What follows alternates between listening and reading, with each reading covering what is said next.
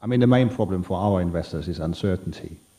I mean, sort of that run-up period to the referendum is the issue. If that looks like there's a Brexit possible, probably investors as well as occupiers would hold off until the decision.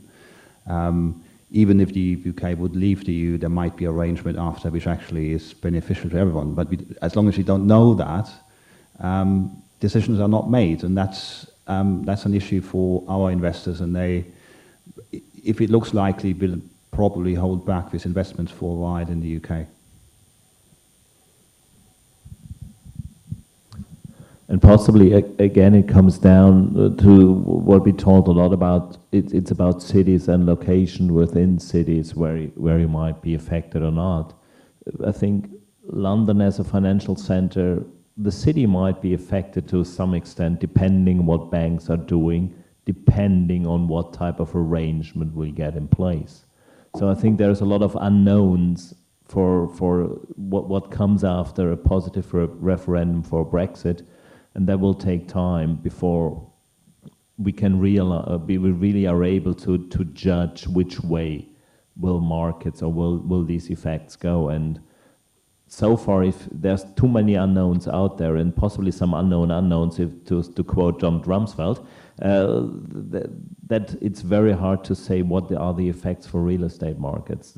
It will have definitely an effect because it's changing the functioning of the European economies in a way, but depending on the arrangements we get, it will be more challenging or less for some cities. Frankfurt and London might be definitely cities that will be affected, but we don't know in which way right now. But just to pick that point out, Marcus, so you as an investor, obviously taking German capital and other capital around, wouldn't stop you investing in Edinburgh or in London or in...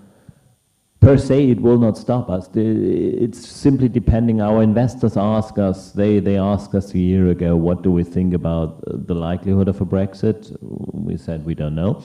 So, and they still come to us, and I think it's a question about what type what sectors, what areas you're buying into, and just to try to be selective on what you're doing, but it will not say, because the risk of a Brexit, the UK as the biggest and most liquid real estate market is off our radar for the investors. That wouldn't make sense from my point of view.